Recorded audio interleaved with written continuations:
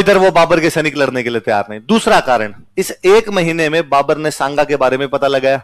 बाबर ने सांगा के बारे में पता लगाया तो पता चला कि सांगा के एक आंख नहीं है, एक कान नहीं है, एक हाथ नहीं है, एक पैर नहीं है। 80 घाव है उसके शरीर पे। कितने घाव है? 80 घाव लगे थे तन में, फिर भी व्यथा नहीं थी मन में। तन पे कितने घाव थे, लेकिन मन में किसी भी प्रकार की चिंता, व्यथा या फिक्र। लड़ लेंगे, कोई बात नहीं, हाथ नहीं, पैर नहीं, आंख नहीं, कान नहीं, फिर भी लड़ेंगे अपने। तो सैनिकों ने बाबर को कहा कि बाबर, ये जो सामने आदमी लड़ने के लिए आ रहा है, इसके हाथ नहीं, पैर नहीं, आंख नहीं, कान नहीं, फिर भी लड़ने के लिए आ रहा है, तो मिनख तो नहीं है, बाकी है, और तू मर जाएगा पालतू में, वो क्यों लड़ना है इसमें? और अब भी इससे लड़ेगा।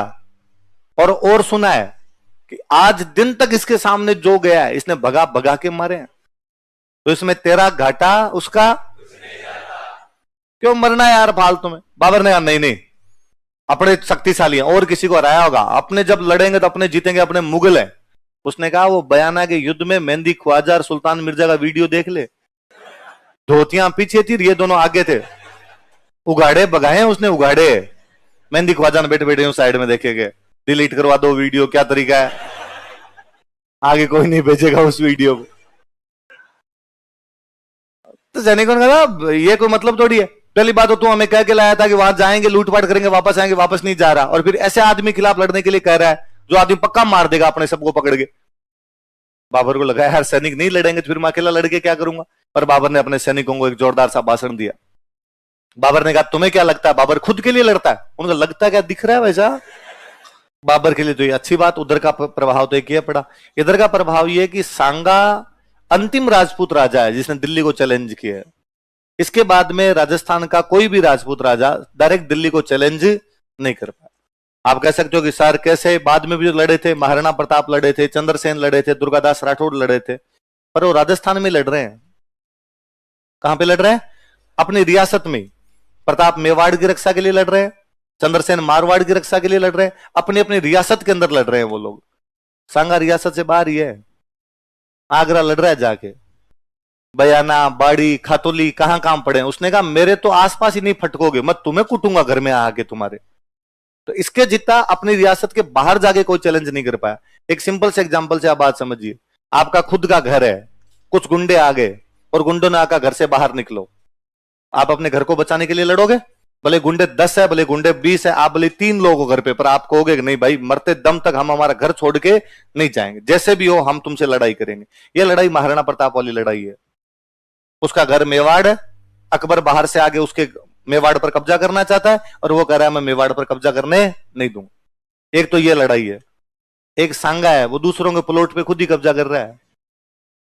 अरे बात लड़ाई समझ में? उसने कहा मेवाड़ की तरफ तो तुम आंख उठा के नहीं देखोगे, मैं ही आऊंगा तुम्हारे पास। यार बयाना कहां पड़ा है, खातोली कहां पड़ा है, बाड़ी कहां पड़ा है, वो आदमी वहां चला गया था। तो सांगा अंतिम राजपूत राजा था जिसने किसको चैलेंज किया था? दिल्ली को। उसके बाद दिल्ली को इस प्रकार से कोई चैलेंज नहीं कर पाया कि तुम्हारे घर में आगे तुम्हें कूट दूंगा मैं। देखो तो रायमल के 3 बेटों के नाम तो याद हो गए आपको, कौन कौन से बताओ?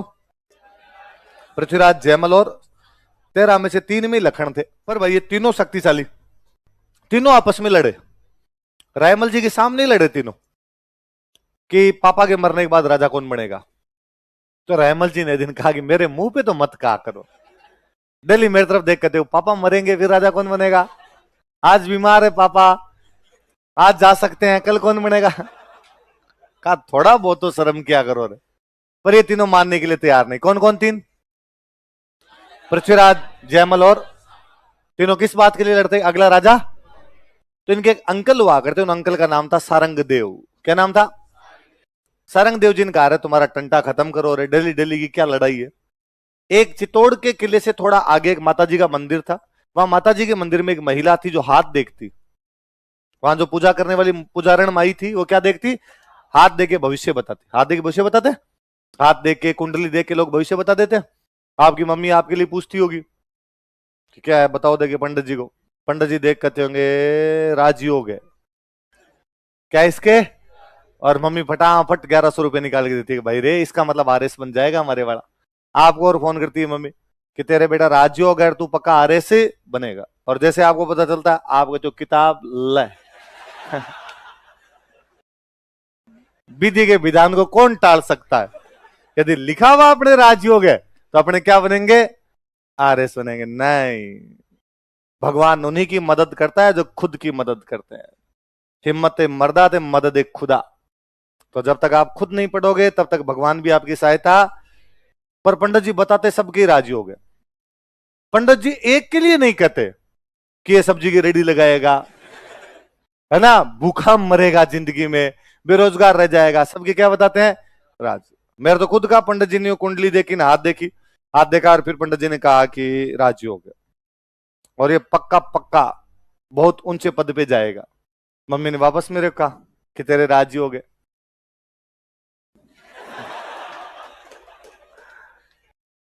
मैं लगा नहीं, मेरा सिलेक्शन हुआ नहीं कहीं ढंग से, तो मैंने कहा वो पंडित जी झूठ बोलते हैं इसका मतलब।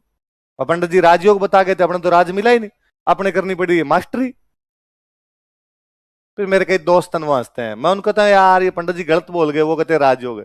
तो एक दोस्त वो हंसते रहते हैं, क्या राजयोग का मतलब तू ये आरएसी क्यों समझता है? मत तो का तू एक दिन मंत्री बनेगा। और ये वाली बात ज्यादा सही है, पंडित जी सही है मगर इसका मतलब भाई जिंदगी में कम से कम सोचा तो पॉजिटिव जाए। दूध खाऊनी, धोबा भर भर खाऊनी, दोरा माता बेट रखाऊनी। पंडित जी ने राजयोग बताया तो राज को केवल यहां तक सीमित क्यों किया जाए? राज को थोड़ा और बढ़ा दिया जाए आगे, तो अपने एक दिन जिंदगी में क्या बनेंगे? मंत्री जी बनेंगे। तब पंडित जी की भविष्यवाणी सच हो जाएगी। पंडित जी ने क्या कहा था, क्या है? राजयोग है। तो आप भी ऐसे कभी यूं राजयोग नहीं होता हो तो आप कहना कि मैं क्या बनूंगा आगे चल के, और सोच लेना आगे प्रधानमंत्री बनूंगा, यूएनओ का प्रेसिडेंट। अरे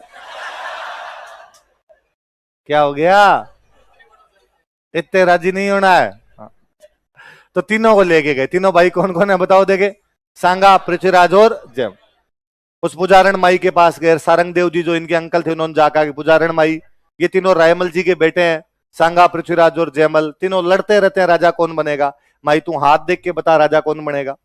डोकरी बूढ़ी लुगाई थी, सियाणी महिला थी, और उसने कहा कि क्या हो जाएगा बताने से, मैं आज बता दूंगी कि ये बनेगा, तो बाकी दो के मन में तो खार आ जाएगी। दोनों बाकी तो ये सोचेंगे कि ये बनेगा, मारने की कोशिश करेंगे, लड़ाइयां करोगे। विधि के विधान को कौन टालता है? जिसको बनना होगा वो बन जाएगा। आज क्या करोगे तुम पूछ के ऐसे? तो पृथ्वीराज बड़ा गुस्सेल था। पृथ्वीराज तलवार बाहर निकली, बताती कि नहीं बताती? फिलोसफी झाड़ रही, विधि के विधान को कौन टाल सकता है। और तलवार के आगे तो भाई सबको डर लगे। बता अभी कौन बनेगा? तो डोगरी डरते डरते कहा तू तो नहीं बनेगा। कोई नहीं, इन बाकी दो में से बता कौन बनेगा। उसने बेचारे डरते डरते कहा कि सांगा। कौन बनेगा? और जैसे सांगा का पृथ्वीराज और जयमल लगे भाई, सांगा सांगो कुटा उन्होंने पकड़ के। जैसे जैसे वो बूढ़ी महिला सारंग देव जी बीच में पड़े, सांगा का सांगा रवाना हो यहां से। सांगा जी वहां से घोड़े पे बैठ के निकले। इधर राजसमंद में एक गांव पड़ता था सेवंत्री। सांगा घोड़ा दौड़ा था सेवंत्री पहुंचा, और वहां विद्या जेतमाल उतने बैठे थे। घोड़ा थक गया बेचारा, घोड़े की भी तो भागने की लिमिट होती है, वो थक गया। और सांगा खुद घायल हो रखा है, खून निकल रहा है उसके। और सांगा ने वहां विद्या जेतमाल को कहा यार बचाओ, मेरे भाई ऐसे ऐसे पीछे पड़े हुए हैं, मैं मेवाड़ का राजकुमार हूं, मार देंगे मुझे। और घोड़े ने जवाब दे दिया। तो उन्होंने कहा देख यार तू यहाँ छुपा तो पीछे आगे ढूंढ लेंगे, तू एक काम कर हमारा घोड़ा लेके यहाँ से आगे निकल जा। तो हमारा घोड़ा लेके जाएगा, नया घोड़ा है, पुराने वाला घोड़ा थक गया, ये घोड़ा तेज भागेगा, आगे निकल जाएगा। पर उसने कहा मेरे भाई आएंगे पीछे वो, तो उनको हम संभाल लेंगे, तू जा, तू तो निकल। तो संगा को तो उन्होंने अपना घोड़ा देके निकाल दिया। आया पीछे पृथ्वीराज जयमल दोनों आए पीछे। उन्होंने आगे देखा कि संगा का घोड़ा वहां खड़ा। उन्होंने पूछा कौन और तुम लोग? तो हम तो तीर्थ यात्री यहाँ से जा रहे हैं। तो ये घोड़ा यहाँ कैसे खड़ा है? हमें तो नहीं पता किसका घोड़ा है। अरे ये हमारे भाई का घोड़ा, वो इधर आया होगा, तुमने देखा नहीं? नहीं नहीं हमने तो नहीं देखा। पर पृथ्वीराज जयमल को लग गया कि झूठ बोल रहे हैं सारे के सारे, और ये सांगा को बचाने की कोशिश कर रहे हैं। और उन्होंने वैसे जिद की तलाशी करवाओ अंदर कहा है हमें बताओ। वो विद्या जेतमाल नहीं, अंदर नहीं घुसने देंगे। विद्या जेतमाल की प्लानिंग ये कि जितना हो सके यहीं पर इनको एंगेज कर लिया जाए, जितना हो सके पृथ्वीराज जयमल को यहीं पे बातों में लगा लिया जाए, ताकि सांगा का पीछा नहीं कर सके। पीछा नहीं करेंगे तब तक वो निकल जाएगा आगे। पर वहां पृथ्वीराज जयमल लड़ाई कर लेते हैं विद्या जेतमालों से। विद्या जेतमाल लड़ता है उनके साथ में, पर लड़ाई के अंदर विद्या जेतमाल लड़ता हुआ मारा जाता है। लेकिन उसने सांगा को इतना टाइम दे दिया कि सांगा पृथ्वीराज जयमल के हाथ नहीं है। सांगा जब बाद में राजा बनता है उसे बात याद थी कि एक आदमी ने सिर कटवाया था इसलिए हम राजा बने हुए हैं। वो जो सिर कटवाने वाला आदमी वो कौन है? इसलिए वो बिदा जेतमालोद के पूरे परिवार को बुला के मेवाड़ में बसाता है, इनको बड़ी बड़ी जागीरें देता है। सांगो भोगे चित्रकूट सिर बिदा सट है। चित्तौड़ को बोलते चित्रकूट, क्या बोलते? सांगो भोगे चित्रकूट। भोगना मतलब राज करना, भोगना मतलब सांगा कहां राज कर रहा है? सिर बिदा सट है। सट है गांव में अदला बदली को बोलते हैं आटो साटो। क्या बोलते हैं? एक्सचेंज, एक दूसरे को चीजें देने को बोलते हैं आटो साटो। मैं आपको कुछ दे रहा हूं, आप मेरे को दे दो। सिर बिदा सटय, सटय मतलब बदले में, बिद्दा के सिर के बदले में सांगा कहां राज कर रहा है? यदि उस दिन बिद्दा अपना सर नहीं कटवाता तो सांगा को पृथ्वीराज जयमल मार देते और सांगा कहां पर राज नहीं कर पाता। तो सांगा को बचाने वाला बंदा कौन था? कौन से गांव में बचाता है? किससे बचाता है? भाइयों से। लिखो, बहलोल लोदी के बाद अगला राजा बना सिकंदर लोदी। कौन बना? सिकंदर लोदी जब राजा बना तो उसका बाप राजा था, उसका बाप राजा था तो उसमें थोड़ा एटीट्यूड था, उसने थोड़ा सिंहासन पर बैठना शुरू किया, बाकियों का आगे तुम नीचे बैठा करो रे, मेरे बराबर आगे मत बैठा करो। सिकंदर लोदी के बाद में राजा बना इब्राहिम लोदी। कौन बना? इब्राहिम लोदी में एटीट्यूड और आया भयंकर वाला, क्योंकि उसका तो दादा भी राजा था और उसका तो बाप भी राजा था। वो सिंहासन पर बैठता और उसने बाकियों का खड़े हो, कुर्सी पे कैसे बैठे मेरे सामने, खड़े हो जाओ सारे के सारे। इसलिए अफगान बड़े नाराज थे, इसलिए इब्राहिम लोदी के दो चाचा उससे नाराज है, अरे क्या रे बिठाओ रे, ध्यान नहीं देते। दो चाचा बड़े नाराज चल रहे उसके, आलम खान लोदी और दौलत खान लोदी। क्या क्या नाम थे? आलम खान लोदी और दौलत खान। वो दोनों चाह रहे हैं कि हम दोनों राजा बन जाए। वो किसको हटाना चाहते हैं? इब्राहिम लोदी। कौन कौन चाचा नाम बताओ देखे? आलम खान लोदी और दौलत खान लोदी। किसको हटाना चाहते हैं? पर उनकी भी पार नहीं पड़े। उनको ये बुरा तो फील हो रहा था कि यार ये इब्राहिम लोदी हमारे पे दादागिरी कर रहा है, पर अब करें क्या? तो दौलत खान लोदी, आलम खान लोदी सोच रहे यार किसी बंदे की सहायता ली जाए। तो भारत की कंडीशन तो ये है कि भारत का सुल्तान कौन है? दिल्ली आगरा का सुल्तान कौन है? इब्राहिम लोदी। उसको उसके चाचा ही हटाना चाहते हैं। चाचा कौन कौन है? दौलत खान लोदी और आलम खान लोदी। अच्छा, अब इधर की कंडीशन बताता हूं। या उज्बेकिस्तान के अंदर एक बंदा राजा बनना चाह रहा है, बना नहीं है, बनना चाहता है। उस बंदे का नाम है बाबर। क्या नाम है उसका? कहां का है बाबर? राजा बनना चाहता है। पर यहां उल्टा, यहां इब्राहिम लोदी को तो उसके चाचा हटाना चाह रहे हैं, यहां पे बाबर का चाचा बना हुआ ही है, पर बाबर का चाचा बाबर को नहीं बनने दे रहा। बाबर की अपने चाचा के साथ दो तीन लड़ाई हुई, उस चाचा ने बाबर को पीटा ढंग से, इसलिए बाबर की बेचारे की पार नहीं पड़ रही थी। बाबर चाहे कि वो राजधानी समरकंद पे कब्जा करे, लेकिन समरकंद में बाबर का चाचा बैठा हुआ है, उसने बाबर को पीट पाट के निकाल दिया। इसलिए बाबर अफगानिस्तान में आके बैठ गया। कहां के बैठ गया? और अफगानिस्तान में काबुल के आसपास में एक बहुत छोटी सी जगह हुआ करती, फरगना। कौन सी जगह? बाबर कहां का राजा बना हुआ है? दो चार गांवड़िए लेके बैठा हुआ फरगना के अंदर। कभी कभी उधर चाचा जी की तरफ जाने की कोशिश करे, चाचा जी फिर थप्पड़ मारे, फिर वापस भाग के अपने कहां पर आ जाए? फरगना। थोड़े दिनों में फिर थोड़ा बहुत इधर उधर से सेना वेना जुटाए, एक बार फिर कोशिश करे, पर तीन चार अटेम्प्ट लिए, लेकिन चाचा जी पार नहीं पड़ने दे रहे थे। इसलिए बाबर की एक बात बहुत अच्छे समझ में आ गई थी कि इधर मेरी पार नहीं पड़ेगी, इधर अब मैं नहीं जा सकता, तो किधर जाऊं? तो उसे लगा इधर इस तरफ बढ़ा जाए। इसलिए उसने आज वाला जो अपना पाकिस्तान है, इस साइड में हमले करने शुरू किए। 4 हमले किए उसने पाकिस्तान पे। कितने हमले किए? तब पाकिस्तान भारत का हिस्सा थे, तो अपने कह सकते हैं कहां पर आक्रमण किए? भारत में। पंजाब, पाकिस्तान वाला जो पंजाब है, यहां पेशावर, लाहौर, भेरा, बाजोर, ऐसी कई जगह थी, वहां पर उसने हमले करने शुरू किए। और हमले भी क्या, वही आता वहां से अपनी सेना लेके, किसानों से लूटपाट करता, टैक्स वैक्स लेता उनको, फिर भाग जाता, भाग के अपने फरगना जाके बैठ जाता। थोड़े दिन वो रुपए टक्के चलते उसके खाता, फिर वापस खत्म हो जाते, वापस भाग के आता, वापस लेके चला जाता। यहां से आगे बढ़ने की कोशिश वो भी नहीं कर रहा था। पर उसने इधर अपने पाकिस्तान वाले इलाके में 4 हमले कर दिए थे। यहां पर अपने कौन बैठा हुआ है? दिल्ली में कौन बैठा हुआ है? इब्राहिम लोदी। इब्राहिम लोदी को उसके 2 चाचा हटाना चाहते हैं। कौन कौन? दौलत खान लोदी और आलम खान। इन दौलत खान लोदी और आलम खान लोदी ने बाबर के पास में समाचार किया कि क्या रे बाबर, क्या छोटे छोटे चिंदी चोरी आक्रमण करता है, आक्रमण करता है, भाग जाता है, फिर आक्रमण करता है, भाग जाता है, वही पंजाब पे अटैक करके भाग जाता है। कभी आ गया? आओ कभी दिल्ली में।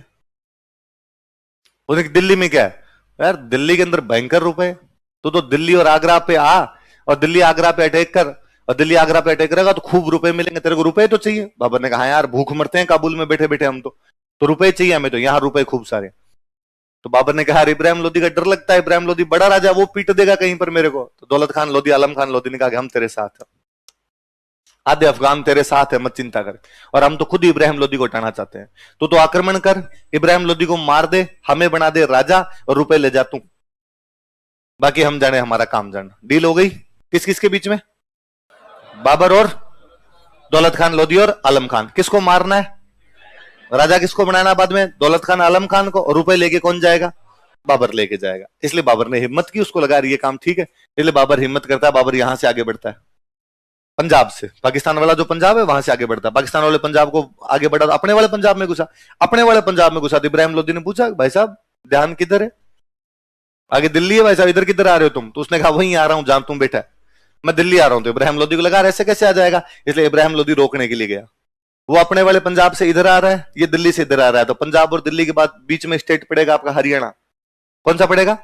इसलिए दोनों हरियाणा के मैदान में आमने सामने होते हैं, पानीपत। कौन से मैदान में? ये पानीपत का पहला युद्ध है। पानीपत का पहला युद्ध है। किस किस के बीच में? बाबर और इब्राहिम। अच्छा, मुसलमान राजा कभी खुद युद्ध करने जाते ही नहीं थे, हमेशा अपनी सेनाएं भेजा करते थे। पर इस बार इब्राहिम लोधी को पता था कि अपने साथ लोग ही नहीं है, मैं नहीं जाऊंगा तो पार ही नहीं पड़ेगी, इसलिए बेचारा इब्राहिम लोधी खुद लड़ने के लिए गया पानीपत का युद्ध। 1526 कब होता है? किस किस के बीच में? बाबर कहां से आया आपके? फरगना। कहां से आया? फरगना। इब्राहिम लोधी अपने कहां का राजा है? दिल्ली आगरा का। कहां युद्ध हो रहा है इनके बीच में? इब्राहिम लोधी को मार दिया, बाबर युद्ध जीत गया। इब्राहिम लोधी अपने मुसलमान राजाओं में एकमात्र राजा है जो युद्ध में लड़ता हुआ मरा है। युद्ध में लड़ता हुआ कोई राजा मरा था तो वो राजा कौन था? बाकी लड़े ही नहीं, बाकी पीछे बैठ के डिक्टेट ही किया, तो लड़ने की मरने की नौबत ही नहीं है। इब्राहिम लोधी बेचारा लड़ा, पानीपत वाले युद्ध में लड़ा था, वो लड़ते हुए युद्ध के अंदर मारा गया। तो बाबर ने कहां पर कब्जा कर लिया? दिल्ली और आगरा। बात क्या थी कि दिल्ली आगरा पर कब्जा करने के बाद दिल्ली आगरा तो किसको मिल जाएंगे? दौलत खान लोधी और आलम खान को, और बाबर यहां से पैसे लेके चला जाए।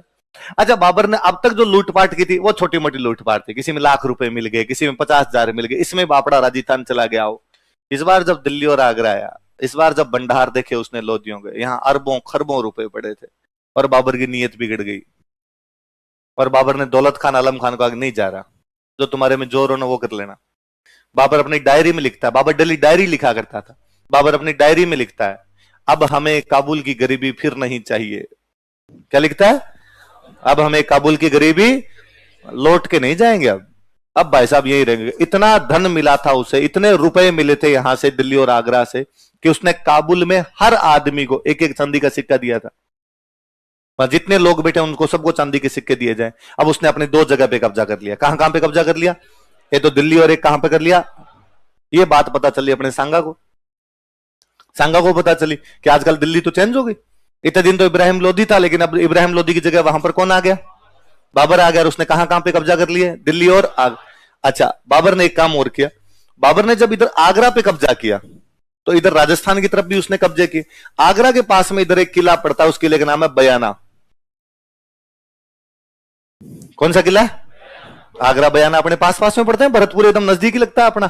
और उसने बयाना के किले पे कब्जा कर लिया। जब उसने आगरा से बयाना के किले की तरफ कब्जा किया तो सांगा के कान खड़े हुए। तो सांगा को लगा आगरा तक तो ठीक है, आगरा इब्राहिम लोधी का था, तूने कब्जे में कर लिया, पर बयाना किधर? ये तो राजस्थान है हमारा, और तुम इधर कैसे आ सकते हो? इसलिए सांगा ने अपनी दोनों तरफ से सेनाएं उतारी। एक उसने कहा बयाना की तरफ तो मैं खुद ही जा रहा हूं, और एक दिल्ली की तरफ और आक्रमण किए जाए। दोनों तरफ किधर किधर? आपके दिल्ली की तरफ। और भाई साहब बाबर के बाद 2 जगह कौन कौन सी? एक तो दिल्ली, और दूसरी जगह उसने कहा एक सेना तो किधर जाए? दिल्ली। एक सेना किधर जाए? आगरा की तरफ जाए। आगरा के पास में कौन से किले पे उसका कब्जा हो रखा है? बयाना। तो अपने कौन सा किला छुड़वाने के लिए जाएंगे? बयाना के किले में उन दिनों बाबर ने अपना एक बंदा बिठा रखा है, उस बंदे का नाम है मेहंदी ख्वाजा। क्या नाम बंदे का? मेहंदी ख्वाजा नाम का बंदा बैठा हुआ है। किसका बंदा है मेहंदी ख्वाजा? बाबर का। कौन से किले के अंदर बैठा हुआ? उसे जब पता चला कि उधर से सांगा नाम का एक आदमी आ रहा है बयाना किले की तरफ, तो उसने बाबर को मैसेज किया। बाबर आगरा बैठा है, उसने बाबर को मैसेज किया, भाई बाबर तू तो आगरा बैठा है, बयाना में मैं बैठा हूं, उधर से सांगा आ रहा है बयाना पे हमला करने के लिए, बता क्या करना है?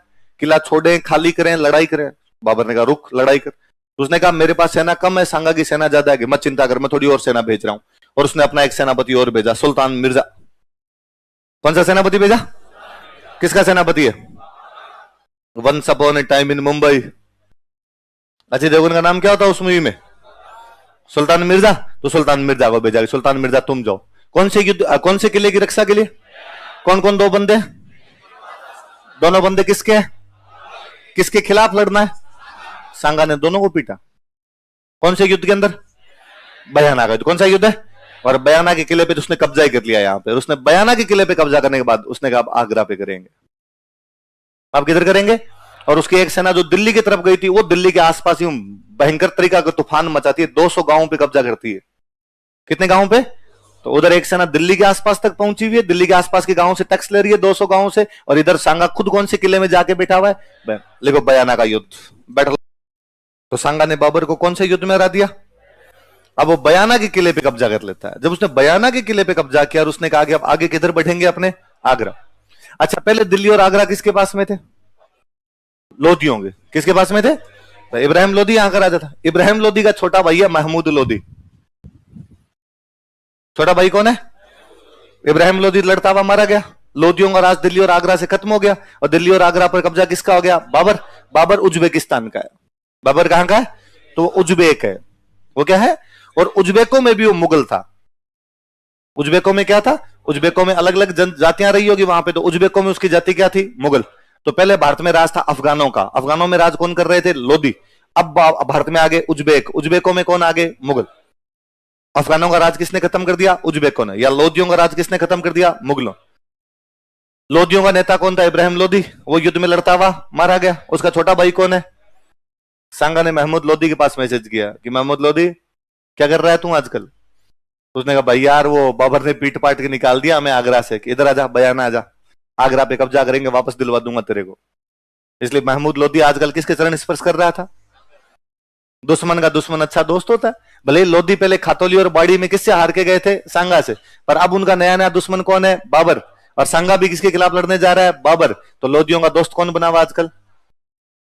अब बेचारे बाबर को डर लगे। बाबर को लगा है यार पहले तो ये दो अलग अलग थे, कि भाई राजपूत अलग थे, अफगान अलग थे, अब तो गठबंधन और बन गया। राजपूतों का नेता सांगा और लोधियों का, अफगानों का नेता कौन है? महमूद लोधी। और ये तो इकट्ठे हो रखे हैं बयाना के अंदर। और उधर बयाना का किला अपन ने कब्जे में लिया था, ये तो खुद कब्जे में बैठ गए। इधर दिल्ली की तरफ 200 गांवों पर इन लोगों ने कब्जा कर लिया, और अब ये सोच रहे हैं कि अपने दिल्ली पे भी कब्जा करेंगे। कहां पे कब्जा करेंगे? आगरा। तो फिर बाबर ने कहा भाई अब मुझे निकलना पड़ेगा, सामना करना पड़ेगा, ये राजधानी पे हमला करें इससे अच्छा मैं पहले जाके रोकूं। इसलिए फिर बाबर उधर से आगे बढ़ता है। बयाना और आगरा के बीच में एक जगह पड़ती है बाद में, खानवा। कौन सी जगह है? अगली बार दोनों जहां आमने सामने होते हैं उस युद्ध का नाम क्या है? लिखो, खानवा का युद्ध। एक बार दोनों अपने साम्राज्य का क्या करना चाहते हैं? विस्तार। दो तरफ सेना गई है, क्योंकि बाबर के पास दो जगह, एक तो दिल्ली और एक कौन सी है? आगरा। सांगा ने दोनों तरफ सेना भेज दी। एक तरफ वाली सेना दिल्ली के आसपास के कितने गांवों पे कब्जा कर लेती है, इधर सेना लेके खुद गया और उसने खुद ने कौन से किले पे कब्जा कर लिया। और इस बार वो यहां पर बैठ के किसके साथ गठबंधन कर रहा है? अफगानों। और अफगानों का नेता कौन है? महमूद लोधी। महमूद लोधी किसका भाई है? ये चार तो बड़े बड़े सीधे सीधे तो कारण है। एक कारण और बताता हूं, देखो। एक कारण बाबर लिखता है, बाबर अपनी किताब में लिखता है। बाबर ने डायरी लिखी है, बाबर की उस डायरी को बाद में किताब के रूप में पब्लिश हुई। उस किताब का नाम है बाबरनामा। क्या नाम है? जीवनी है उसकी, बाबरनामा उसकी जीवनी है और कुछ ही नहीं। उस किताब के अंदर वो एक वाक्य लिखता है, वो एक दृष्टांत लिखता है, एक वो जानकारी देता है कि मैं जब काबुल बैठा था, मैं कहां पर बैठा था? तो एक दिन सांगा का एक दूत मेरे पास गया। किसका दूत? ऐसा कौन लिख रहा है कि वो जब कहां पर बैठा था? काबुल। तब किसका दूत गया? और सांगा के दूत ने जाकर मुझे कहा कि भाई बाबर, सांगा ने समाचार भिजवाया तेरे पास में, और सांगा को आजकल दिल्ली का इब्राहिम लोधी तंग कर रहा है। सांगा कौन तंग कर रहा है? इब्राहिम लोधी। कौन तंग कर रहा है उसको? इब्राहिम लोधी उसको तंग कर रहा है। सांगा को इब्राहिम लोधी तंग कर रहा है, और सांगा को इब्राहिम लोधी से डर लगता है। प्लीज बाबर तू इंडिया आके और सांगा को इब्राहिम लोधी से बचा, सांगा तेरे को सहायता के लिए बुला रहा है। तो बाबर ने कहा, मैंने हाथों हाथ कहा वेल डन, शाबाश, मैं मेरे भाई सांगा की सहायता करूंगा। और मैं सांगा की सहायता करने के लिए इंडिया आ गया। लेकिन जब मैं बाबर कहता है कि जब मैं इब्राहिम लोधी के खिलाफ पानीपत के युद्ध में लड़ रहा था, तो मैंने सांगा के पास मैसेज किया कि सांगा मैं तो तेरे कहने पे आया हूं, और मैं अब इब्राहिम लोधी के खिलाफ लड़ रहा हूं, आजा मेरी सहायता करने के लिए, तू भी लड़ मेरे साथ में। लेकिन सांगा ने मेरा कोई रिप्लाई नहीं किया, उल्टा मेरे को सब जगह ब्लॉक और मार दिया। इसलिए मुझे अकेले इब्राहिम लोधी के खिलाफ लड़ना पड़ा। वो तो ठीक है, मैं इब्राहिम लोधी के खिलाफ जीत गया, लेकिन अब मैं इस आदमी को सबक सिखाऊंगा, इसको बताऊंगा कि वादा तोड़ना किसको कहते हैं। इसने मुझे बुला लिया और उसके बावजूद सहायता नहीं की। ये कहानी क्या बताती है कि बाबर को भारत में बुलाने वाला कौन है? किसके खिलाफ? बस डाउट यही होता है कि यार इब्राहिम लोधी के खिलाफ तो क्या ही बुलाएगा, क्योंकि उस इब्राहिम लोधी को सांगा ने 2 बार खातोली और बाड़ी 17 और 18 में पीट पाट के छोड़ दिया था। उसकी सीमा में घुस घुस के मारा है। बाड़ी धौलपुर में पड़ता है। बाड़ी कहां पड़ता है? आगरा की जड़ों में। लोदियों की राजधानी है आगरा, और सांगा के जब जी में आ रही है, जब आगरा के आसपास में जाके थप्पड़ मार के वापस आ जाता है। वह बाड़ी तक उसने हमले किए। खातोली पड़ता है कोटा, खातोली कहां पड़ता है, वो कोटा तक जा जाके इन अफगानों को वहां तक हरा रहा के आ रहा है। इसका मतलब कम से कम सांगा इब्राहिम लोदी के लिए तो बाबर को नहीं बुला। फिर दूसरी बड़ी बात कि मान लेते हैं, अपने इस बात को स्वीकार कर लेते हैं कि सांगा ने बुला लिया होगा बाबर को इब्राहिम लोदी के लिए, तो ये बात बाबर के अलावा और कोई भी लिखता? ये बाबर वाली बात बाबर के अलावा और किसी ने नहीं लिखी। न तो कोई मुस्लिम इतिहासकार लिखता है, न कोई भारत का इतिहासकार लिखता है। इसका मतलब ये बाबर का मनगढ़ंत किस्सा है। बाबर अपने आप को जस्टिफाई करना चाहता है, बाबर बताना चाहता है कि देखो मैं हमला क्यों कर रहा हूं, क्योंकि सांगा ने मुझे बुला तो लिया लेकिन मेरी सहायता नहीं की। तो एक कारण ये भी मानते हो, लास्ट में एक कारण ये भी लिख लेंगे कि बाबर कारण क्या बताता अपनी तरफ से कि सांगा ने मुझे बुलाया था लेकिन मेरी सहायता नहीं की, इसका मतलब मेरा वादा तोड़ दिया। लिखो। अब उनकी सेनाएं आमने सामने यहां पर बैठी हुई है, किस किस की, सांगा और बाबर। महीना भर तक आमने सामने सेनाएं पड़ी रही। बयाना का युद्ध कब हो गया था, 16 फरवरी। खानवा कब हो रहा आपका, 17 मार्च। महीने भर का टाइम है। महीने भर तक अपनी बाबर ने अपनी तैयारियां की। इधर आराम से बैठा हुआ था वो, अपने घायल सैनिक हो गए थे, उनका इलाज करवा रहा था, सांगा के बारे में पता लगवा रहा था। जब वो निश्चिंत हो गया कि हाँ अब मैं लड़ सकता हूं, तो उसने बाद में एक दिन अपने सैनिकों को इकट्ठा किया और सैनिकों को इकट्ठा करके कहा कि कल अपने सांगा के खिलाफ लड़ेंगे, क्या तुम सब तैयार हो? हाउस द जोश। सबने कहा लो सर। हाई नहीं है, सबका जोश क्या हो रखा है, लो हो रखा है सब। बाबर ने कहा क्यों, तुम क्यों नहीं लड़ना चाहते? फौजियों के साथ में दो समस्या, फौजी क्यों नहीं लड़ना चाहते। एक तो बाबर जब सैनिकों को लेके आया था अफगानिस्तान से, तब बाबर ने उनको यह कहा था कि देखो पहले अपने पंजाब पर हमले किए थे, अपने को रुपए मिले थे, आप में भी मैंने रुपए बांटे थे, अब की बार अपने हमला करेंगे दिल्ली और आगरा का हमला करेंगे, और वहां रुपए थोड़े ज्यादा मिलेंगे, और वहां ज्यादा रुपए मिलेंगे तो आपको मैं रुपए भी दिलवाऊंगा। उसने एक लालच और दिया, सैनिकों का इतनी दूर नहीं जाएंगे, पंजाब चल रहा चल लेते हैं, कौन जाए दिल्ली आगरा, इतनी दूर पड़ा है काबुल से। उसने कहा रहे और इंडिया से महिलाएं उठा के लाएंगे, अपने क्या उठा के लाएंगे, और मैं आपको महिलाएं दिलवाऊंगा। तो सैनिक इन पैसों के चक्कर में और महिलाओं के चक्कर में इधर दिल्ली आगरा आ गए थे। लेकिन दिल्ली आगरा आने के बाद में उनको पैसे और महिलाएं तो मिल गई, लेकिन अब बाबर वापस जाने का नाम नहीं ले रहा। बाबर यहीं बैठ गया इंडिया में, जबकि पहले यह था कि वहां पे जाएंगे हाथों हाथ अपने क्या जाएंगे लूटपाट करके वापस। सैनिकों को अपने घर की याद आ रही थी, वो अब सुबह शाम चिट्ठी आई है, संदेश से आते हैं, कई गीत सुन रहे थे। 1526 में आए थे, अब क्या शुरू हो गया 1527, इसलिए बेचारे वो घर वापस जाना चाहते हैं। उन्होंने कहा भाई हमें नहीं लड़ना यार, घर जाना है अब हमें, मुझे घर जाना है टाइप की फील ले रहे थे वो ना। आलिया भट्ट करती रहती है, मुझे कौन सी मूवी का ऐसा, कौन सी मूवी का, राजी, हाँ तो वो नाम राजी है, बाकी उसमें वो तो राजी नहीं है। हाँ, तो इधर वो बाबर के सैनिक लड़ने के लिए तैयार नहीं। दूसरा कारण, इस एक महीने में बाबर ने सांगा के बारे में पता लगाया। बाबर ने सांगा के बारे में पता लगाया तो पता चला कि सांगा के एक आंख नहीं है, एक कान नहीं है, एक हाथ नहीं है, एक पैर नहीं है, 80 घाव है उसके शरीर पे। कितने घाव है, 80 घाव लगे थे तन में, फिर भी व्यथा नहीं थी मन में। तन पे कितने घाव थे, लेकिन मन में किसी भी प्रकार की चिंता, व्यथा या फिक्र, लड़ लेंगे कोई बात नहीं, हाथ नहीं, पैर नहीं, आंख नहीं, कान नहीं, फिर भी लड़ेंगे अपने। तो सैनिकों ने बाबर को कहा कि बाबर ये जो सामने आदमी लड़ने के लिए आ रहा है, इसके हाथ नहीं, पैर नहीं, आंख नहीं, कान नहीं, फिर भी लड़ने के लिए आ रहा है, तो मिनख तो नहीं है, बाकी है, और तू मर जाएगा पालतू में, वो क्यों लड़ना है इसमें, और अब भी इससे लड़ेगा।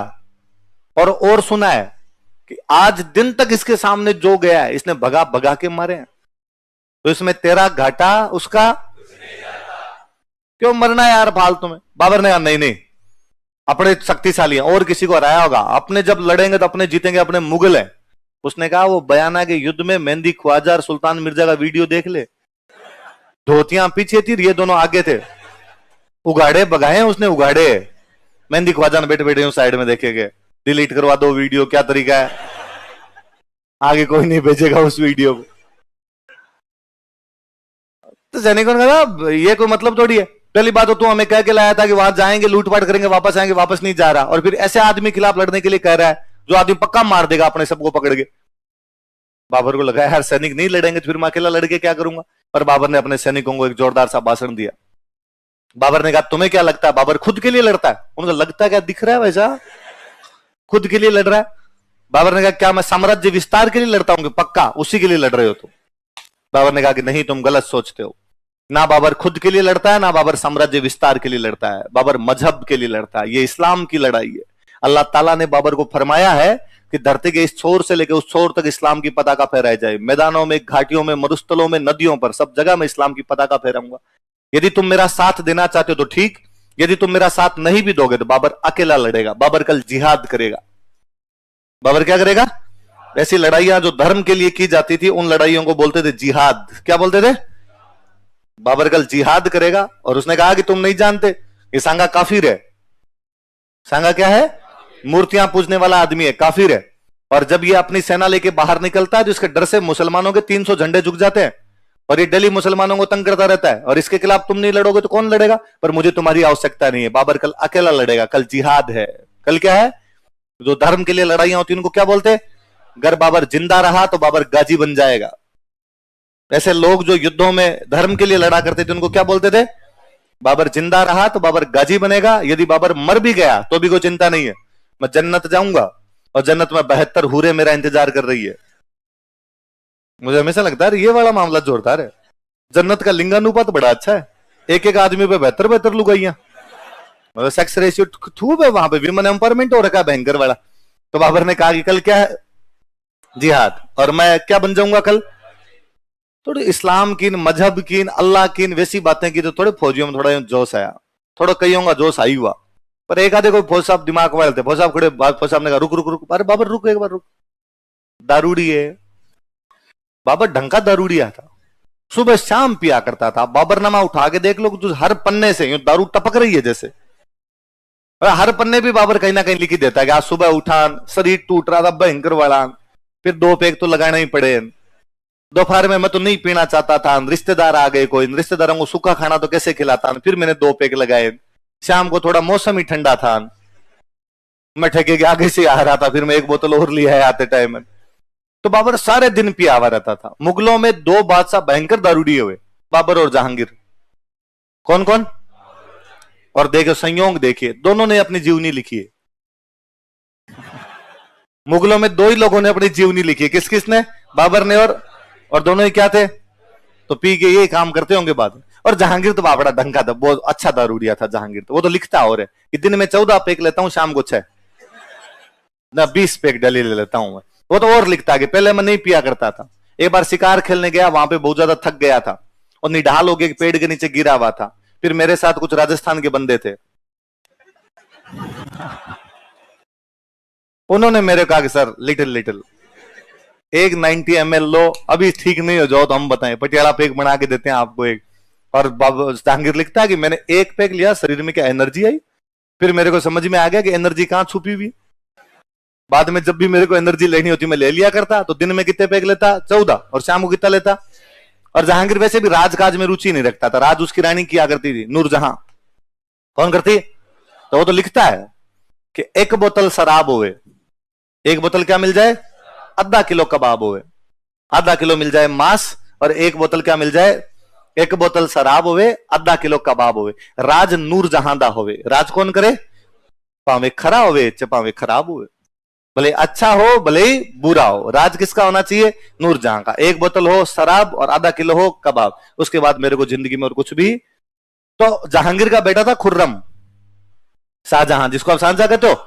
तो जहांगीर अपनी बुक में लिखता है कि मुझे शर्म आती है कि मेरा बेटा 24 साल का हो गया, दारू नहीं पीता।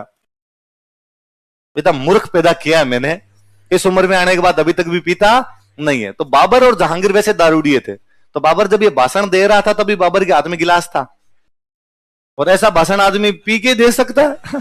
ऐसे भाषण दिए भी नहीं जाए। तो कोई एक फौज साहब खड़े और फौज साहब ने कहा बाबर तेरे मुंह से अल्लाह की, इस्लाम की, कुरान की बातें शोभा नहीं देती। मूर्ख आदमी, अल्लाह ताला ये भी फरमाते हैं, कुरान शरीफ कहती है कि मुसलमान के लिए शराब पीना हराम है, और तू सारे दिन दारू में रहता है यार। और बाबर को लगा यार ये बात तो सही है। और बाबर ने हाथ में गिलास लिया तो बाबर ने फेंक दिया। बाबर ने कहा मैं कसम खाता हूं कि आज के बाद शराब के हाथ नहीं लगाऊंगा। लोगों का अंदर वो एक पेटी पड़ी है, उसका क्या करना? बाबर ने कहा फेंक दो आज सारी। तो जितनी दारू थी बाबर ने सारी की सारी फेंकवा दी। तो आप बताओ तुम तैयार हो कि नहीं हो? इतने में एक फौज साहब और खड़े, रुक रुक रुक, एक बात हो, लास्ट बात। कुरान शरीफ यह भी कहती है कि मुसलमान व्यापारियों से कोई भी मुसलमान राजा टैक्स नहीं लेगा। मुसलमान व्यापारियों से मुसलमान राजा टैक्स नहीं। और बाबर एक टैक्स लिया करता था, तमगा। कौन सा टैक्स लेता? उसने कहा यार तू मुसलमान व्यापारियों से तमगा टैक्स लेता है, इस्लाम की बात करता है, इस्लाम के लिए लड़ता है, तो इस्लाम पे टैक्स कैसे लगा सकता है तू? मुसलमान व्यापारियों पे तमगा कैसे लगा सकता है?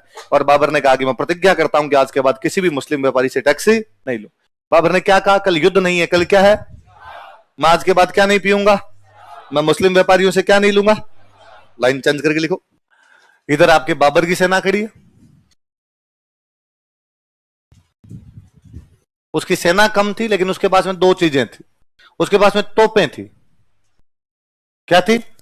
उत्तर भारत में सबसे पहले तोपों का इस्तेमाल यदि किसी बंदे ने किया था तो वो बंदा कौन है? इससे पहले उत्तर भारत में किसी ने तोपें नहीं देखी थी, बारूद किसी का देखा हुआ नहीं था। अपने लड़ाइयां थी तलवार से तलवार, भाले से भाला, तीर कमान से तीर कमान, अपनी लड़ाइयां ये हुआ करती। बाबर पहली बार उत्तर भारत के अंदर क्या लेके आया था? तोप। इधर सामने सेना खड़ी है आपके सांगा की, सांगा की सेना खूब सारी है, अलग अलग राजा अपनी सेना लेके हो रहे हुए, बड़ी लंबी चौड़ी सेना लेके खड़े हो। लेकिन अपने यहां सेना के अंदर एक सीधा सीधा सा विभाजन हुआ करता। जैसे इस सेना में सांगा की सेना वागड़ से लड़ने के लिए कौन आया बताओ? देखे नाम देख के बताओ, देख के बताओ। वागड़ से लड़ने कौन है? उदय सिंह। तो मान लो उदय सिंह को कहा भाई उदय सिंह तू यहां खड़ा हो जा। उदय सिंह यहां खड़ा हो गया अपने 7,000 बंदे लेके। कितनी सेना लेके? 7,000 की फौज लेके यहां पे खड़ा हो गया। आमेर से कौन गया बताओ? देखे पृथ्वीराज यहां खड़ा हो गया मल्लोर में 4,000 बंदे लेके। कितनी सेना लेके? मेवाड़ के हरावल में हमेशा कौन रहते? सलुम्बर। तो सलुम्बर वालों का आप यहां खड़े हो जाओ, तो सलुम्बर वाले यहां पे खड़े हो गए। सलुम्बर से कौन है आपका? रतन सिंह यहां खड़ा हो गया, रतन सिंह चुंडावत खड़ा हो गया। फिर सांगा ने कहा भाई मेरे को खुद को यहां पे खड़ा कर दो, यहां पे सांगा खड़ा हो गया। यहां पे मान लो अखेराज देवड़ा खड़ा हो गया, यहां पे आपका मारवाड़ वाला मालदेव खड़ा है, यहां पे बीकानेर से कल्याणमल है, यहां से चंदेरी का मेदिनी राय है, यहां से इडर का कौन है आपका? बाहरमला है, यहां पे देवलिया वाला कौन है आपका? बाग से, यहां पे मान लो को दूसरा, सारे यूं अलग अलग अलग अलग अपने खड़े, सबकी अपनी अपनी सेनाएं खड़ी है। अपने यहां सेनाओं के अंदर एक गंभीर लोचा था। यहां पे उदय सिंह वागड़ का उदय सिंह अपने कितने फौजियों के साथ खड़ा है? अब लड़ाई होगी। अपने लड़ाई में सारे सेनापतियों को, सारे राजाओं को खुद लड़ना होता था। मुसलमानों में राजा कभी लड़ता ही नहीं था। वो बाबर यहां बैठा है, बाबर यहां बैठा बैठा बता रहा है कि पहले इधर वाल लड़ना, बाद में इधर वाल लड़ना, तुम तलवार चलाना, तुम भाले चलाना, तुम तोपे चलाना। वो केवल बता रहा है, मैं कहूं तब ये आगे बढ़ेंगे, मैं कहूं तब ये पीछे हट जाएंगे। वो डिक्टेट कर रहा है। अपने यहां सारे राजा खुद लड़ रहे हैं। अब मान लो यहां पे वागड़ वाला उदय सिंह लड़ रहा है। उदय सिंह के मान लो एक गोली लग गई, उदय सिंह के एक तीर लग गया, उदय सिंह के एक भाला लग गया, उदय सिंह मर गया। पर लड़ेगा तो लड़ने में तो सैनिक भी मर सकता है और सेनापति भी मर सकता है। मान लो लड़ाई शुरू होने के 15 मिनट बाद में कौन मर गया? उदय सिंह। तो ये 7,000 फौजी अब नहीं लड़ेंगे। हम जिसके साथ आए थे वो मर गया, अब हम इस किसका ऑर्डर माने? हम जिसका ऑर्डर मान रहे थे वो आदमी तो मर गया, तो अब हम लड़ाई नहीं करें। अगले 15 मिनट बाद ये पृथ्वीराज मर गया, इसके जो 4,000 आदमी ये भी नहीं लड़ेंगे, ये भी युद्ध भूमि से बाहर चले जाए। इसलिए अपनी जो सेना थी वो केवल अपने सेनापति का ऑर्डर मानती थी और किसी का ऑर्डर नहीं मानती। ये सेना में एक बहुत बड़ी गलती है। सेना, पुलिस या किसी भी संगठन का कामकाज तभी चल सकता है जब आदेश की एकता हो। क्या हो? Uniformity of order. ऑर्डर मिलने की जगह एक होनी चाहिए। ऑर्डर सब लोग एक ही फॉलो करेंगे। थाने में थानेदार एक होता है तब पार पड़ती है, बाकी सब सिपाही होने चाहिए। अपने यहां पे थाने में सारे थानेदार थे, सिपाही बनने के लिए कोई भी तैयार नहीं था। एक तो ये लोचा। फिर दूसरा, यहां से जब लड़ाई शुरू हुई तो अपने वालों को तोपें देखी भी नहीं थी। अपने वालों को तो ये था भाई तलवार से तलवार लड़ लेगा, भाले से भाला, तीर कमान से कौन लड़ लेंगे? तीर कमान। इधर बाबर ने जैसे अपने तोपों से हमला शुरू किया, पहले बाबर की तरफ से हमला शुरू हुआ और जैसे तोप का गोला आया, तोप का गोला आ गया, आगे वाले जो 20 खड़े थे इनको उड़ा गया। इन 20 को या पीछे वालों को ये नहीं समझ में आया कि मरे कैसे, नहीं इनको ये समझ में आया कि इधर से आग क्या रहा है। पहले इनको लगा आग आई क्यों, आग कैसे लग गई, ये आदमी जल क्यों गए। इनको लगा माता जी की अगरबत्ती नहीं करके आया आज अपने, तो इन्होंने कई देर अपने माता जी भौमियों सा सिंवरी के 100 सलाम महाराज घर पे जाते नारियल चढ़ा देंगे और प्लीज ये आग वाग बंद करो। तो इनकी कई देर तो वही नहीं समझ में। अब इस तोपों की वजह से लोग मरने लग गए इधर। फिर मैंने आपको एक और बताया था कि अपने यहाँ पे हाथियों से लड़ा करते थे। घोड़े भारत में थे ही नहीं, तो बाद में लड़ने का तरीका क्या होता था? हाथी। हाथी के साथ समस्या होती है कि हाथी पागल हो जाए तो अपनी सेना को कुचल देता है। अब तोपें यदि इन लोगों ने पहली बार देखी थी तो हाथियों ने भी तो पहली बार देखी थी, उनके भी तो आउट ऑफ सिलेबस क्वेश्चन था। इसलिए जैसे वो तोपों के धमाके होने लगे, हाथी भागने लगे, कोई हाथी इधर भाग रहा है, कोई हाथी इधर भाग रहा है। अब उन हाथियों को रोके, तोपों वाले हमले को रोके या लड़े, इनका ये चीजें समझ में नहीं आ रही थी। इतने में एक कोई गोला यार, मान लो पृथ्वीराज उड़ गया, पृथ्वीराज उड़ गया तो इसके 4000 साथियों ने कहा वाह रामरूमी, पृथ्वीराज जी तो गए, अब हम निकल रहे हैं यहां से। तो ये 4000 फौजी निकलने शुरू हो गए यहां से। इतने में कई जो सेनापति थे उनको डर लगना शुरू हुआ गया, यार मर जाएंगे से तो हार जाएंगे। तो कई सेनापति युद्ध छोड़ के बीच में किधर चले गए? बाबर की तरफ। किसकी तरफ चले गए? एक मध्य प्रदेश में जगह पड़ती है रायसीन। कौन सी जगह? यहां का एक बंदा था सलहदी तंवर। बंदा कौन है? ये बीच मैदान में उधर चला गया था। एक इधर आपके अपने नागौर से लड़ने के लिए गए थे खानजादे मुस्लिम। कौन से मुस्लिम लड़ने के लिए गए? ये युद्ध के बीच में गए थे सांगा की तरफ से, और बाद में जाके मिल किससे गए? बाबर से। तो सांगा की तरफ से कौन कौन बंदे जाके बाबर की तरफ मिले थे बताओ देखे? रायसीन का सलहदी तंवर। रायसीन कहां पर पड़ता है? मध्य प्रदेश। वहां से तो कौन आया था? आया किसकी तरफ से? सांगा। युद्ध के बीच में किधर चला गया? नागौर से कौन गए लड़ने के लिए? गए किसकी तरफ से थे? सांगा। बाद में मिल किससे गए? अब ये सब हड़कंप मच रखा है। तोपों से लोग मर रहे हैं, सेनापतियों को मरने की वजह से सेना बाहर निकल रही है। आपके कई सेनापति बगावत करके उधर जा रहे हैं। फिर सेनापति का किसी का बगावत करके उधर जाना या सेनापति का विश्वासघात करके उधर जाना, एक तो सीधा सीधा नुकसान है कि आपकी सेना कम और उधर की सेना ज्यादा। दूसरा बड़ा नुकसान है कि जो सेनापति आपकी तरफ से उधर जाएगा वो आपकी प्लानिंग भी तो बताएगा, आपके क्या क्या हथियार है, क्या आपकी प्लानिंग है, ये भी तो सारी उधर जाके बता देगा। तो ये हड़कंप मचर गए थे। इतने में बाबर एक तरीका और निकाल के लेके आ गया। बाबर उज्बेकिस्तान का था। कहां का था? उज्बेक था। क्या था? उज्बेक। उज्बेकों में भी क्या था? वो मुगल। उज्बेकों का एक लड़ने का तरीका था तुलगुमा। लड़ने का तरीका क्या था? अपने लड़ाई ये थी कि ये दो बंदे इधर खड़े, ये दो बंदे अपने खड़े, ये इससे लड़ेगा, ये इससे लड़ेगा। बाबर ने एक नया तरीका निकाला। बाबर ने अपनी एक टुकड़ी इधर से उतारी, इधर जाके हमला करो। एक टुकड़ी इधर से उतारी, तीन तरफ से घेर के मारना। या आमने सामने की लड़ाई तो चल रही है, एक इधर से जाएगा, एक इधर से जाएगा। अब जो अपना ये जो फौजी खड़ा था, सामने फौजी खड़ा था, वो केवल सामने वाले से लड़ रहा था। एक यहां फौजी खड़ा है, वो अपने जो सामने खड़ा है उससे लड़ाई की कोशिश कर रहा है। इतने में एक तीसरी तरफ से और फौजी आ गया। अपने वाले को ये तो समझ में नहीं आया कि तीसरी तरफ से क्यों आ गया। अपने वाले ने इधर का चिटिंग है, चिटिंग, उधर से आओ, सिंगल सिंगल लड़ेंगे, मैन टू मैन, तुम इधर क्यों आ गए? इतने में काट उठ गया। तो लुगुमा में लोग मर रहे हैं, आपके हाथियों की वजह से लोग मर रहे हैं, सेनापति मर रहे हैं, आपकी सेना बाहर निकल रही है, तोपों से आपके लोग मर रहे हैं, आपके सेनापति विश्वासघात कर करके किससे जाके मिल रहे हैं? बाबर से। और सांगा को जब ये लगा गया हड़कंप मचा, सांगा पहले बीच में खड़ा था और अब सांगा ने कहा कि मुझे सबसे आगे ले जाके खड़ा करो। सांगा के पास में इधर एक तरफ खड़ा था मारवाड़ वाला मालदेव, एक तरफ खड़ा था उधर सिरोही का अखिराज देवड़ा। अखिराज देवड़ा ने मालदेव ने सांगा कहा कि नहीं, आगे नहीं जाना, आप बीच में रहो, स्थिति कंट्रोल में आ जाएगी थोड़ी देर के अंदर, और ये बाबर थोड़े से सैनिक इनको मार लेंगे, देखते हैं कितनी तोपें चलाते हैं, और इनको तोपों से साइड में होकर लड़ो। तोपें बीच में है दोनों, अपने थोड़े इधर हो जाओ, थोड़े इधर हो जाओ, हाथी वाती सब संभालेंगे, आप आगे मत जाओ। सांगा ने उनको कहा कि नहीं, सेना के अंदर विश्वास नहीं है अब, और सेना को डर लग रहा है, इसलिए अपने सेनापति उधर जा रहे हैं या सेना अपनी बाहर निकल रही है। मैं जब आगे आगे जाके लड़ूंगा तो सेना में कॉन्फिडेंस आएगा, और सेना को लगेगा कि नहीं, जब राजा आगे आगे जाके लड़ रहा है तो अपने को लड़ना चाहिए, इसलिए तुम मेरे हाथी को सबसे आगे ले जाके खड़ा कर दो। इसलिए सांगा के हाथी को सबसे आगे ले जाके खड़ा कर दिया। बाबर यही चाहता था कि सांगा आगे आ जाए, क्योंकि बाबर बहुत अच्छे तरीके से जानता था कि यदि सांगा मर गया तो पूरी फौज वापस चली जाएगी। जब एक सेनापति के मरने से उसके 7000 फौजी वापस जा रहे हैं तो राजा के मरने में तो पूरी फौज लौटेगी। सांगा ने अपनी एक टुकड़ी इसीलिए, बाबर ने अपनी एक टुकड़ी इसीलिए रख रखी थी, 1001 फौजी थे, तीर कमान लिए हुए उनके पास। उनको कहा तुम्हारा एक ही काम है, ये सांगा बैठा हाथी पे।